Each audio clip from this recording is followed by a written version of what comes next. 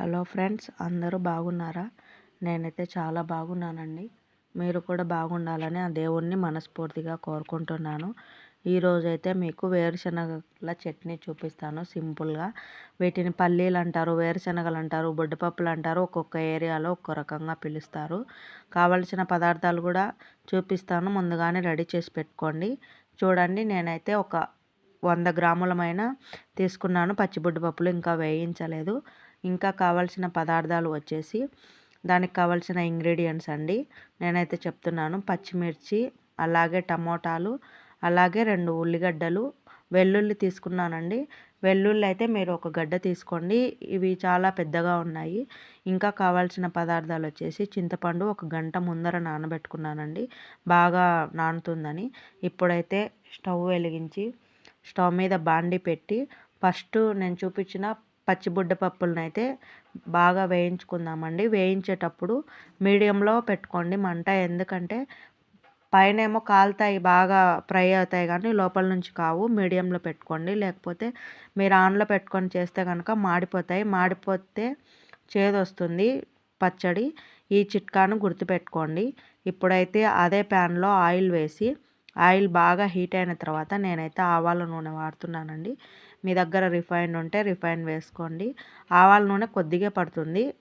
ఇది హెల్త్కి చాలా మంచిది, హెయిర్ లాస్కి కూడా మంచిది, అందుకే ఇవే వాడతాం మేము. ఇప్పుడైతే పచ్చిమిర్చిని కట్ చేసి వేసుకోండి, లేకపోతే పేలుతాయి నూనెలో. కట్ చేసిన ఉల్లిగడ్డలు కూడా వేసి బాగా వేయించండి. ఉల్లిగడ్డలు ఎలా రావాలంటే బ్రౌన్ కలర్లో కొద్దిగా రావాలి, మరీ ఎక్కువ కూడా అవసరం లేదు. ఫ్రైడ్ ఆనియన్స్ లాగా అవసరం లేదండి, కొద్దిగా బ్రౌన్ కలర్లో వస్తే చాలు. అంతలోపల మనము టమోటాలు కట్ చేసి పెట్టుకుందాము. నేనైతే 5 టమోటా పళ్ళు తీసుకున్నాను. టమోటాలు కట్ చేసి, టమోటాలు బాగా మగ్గాలంటే దాంట్లో కొద్దిగా ఉప్పు వేయండి. నేనైతే ఉప్పు వేస్తున్నాను, మీరు కూడా ఉప్పు వేసి బాగా మగ్గించండి. మగ్గేటప్పుడు మంట ఆన్లో పెట్టుకొని మూత పెట్టేసేయండి. మూత పెడితే తొందరగా మగ్గుతుంది, ఆవిరికి కూడా మగ్గుతుంది, అలాగే కింద మంట వస్తుంది. కాబట్టి నేను మూత పెట్టి మగ్గబెడుతున్నానండి. చూడండి, వేయించిన తర్వాత మళ్ళీ మీకు మూత తీసి చూపిస్తాను. చూడండి, ఇప్పుడైతే మన చట్నీకి ఉల్లిగడ్డలు, టమోటాలు, పచ్చిమిర్చి అనేది బాగా మగ్గింది. చూడండి, వీడియోలో చూపించినట్టు అలా ప్రెస్ చేస్తే కనిపిస్తుందండి. అందులోనే అప్పుడు కొద్దిగా చింతపండు గుజ్జును వేయండి. నేనైతే చింతపండు కూడా వేస్తారు అలాగే, కానీ తొక్కలు ఉంటుందని నేను ఓన్లీ వాటర్ మాత్రమే వేశాను. మరీ పులుపు ఎక్కువ అవుతుంది, చింతపండు చూసి వేసుకోండి. కొంతమందికి పులుపు అంటే ఇష్టం ఉండదు కదండి. చూడండి, చింతపండు రసం కూడా వేసిన తర్వాత ఒక 5 నిమిషాలు బాగా మగ్గించి ఇప్పుడు స్టవ్ ఆఫ్ చేసుకోండి. నేనైతే ఇంకా స్టవ్ ఆఫ్ చేసి దాన్ని చల్లారడానికి పెట్టానండి. నేనైతే మిక్సీ వేస్తున్నాను. మీ దగ్గర రోల్ ఉంటే రోట్లో అయినా దంచుకోండి, బాగుంటుంది చట్నీ టేస్ట్. నా దగ్గర రోల్ లేదు కాబట్టి నేను మిక్సీ వేసి చూపిస్తున్నాను. మిక్సీలో బొడ్డుపప్పులు ఫస్ట్ వేయించిన బొడ్డుపప్పులు వేసి చల్లారిన తర్వాత మిక్సీ చేయండి. కొద్దిగా బరకగానే వేశాను నేనైతే, మరీ ఫైన్గా ఏం పౌడర్ చేయలేదండి. చూడండి, ఎందుకంటే అన్నంలోకైనా బాగుంటుందని, రొట్టెలోకి బాగుంటుంది, జొన్న రొట్టెలోకి, చపాతీలోకి బాగుంటుంది, అలాగే రైస్లోకి బాగుండేటట్టు నేనైతే కొద్దిగా బరకగానే వేశాను.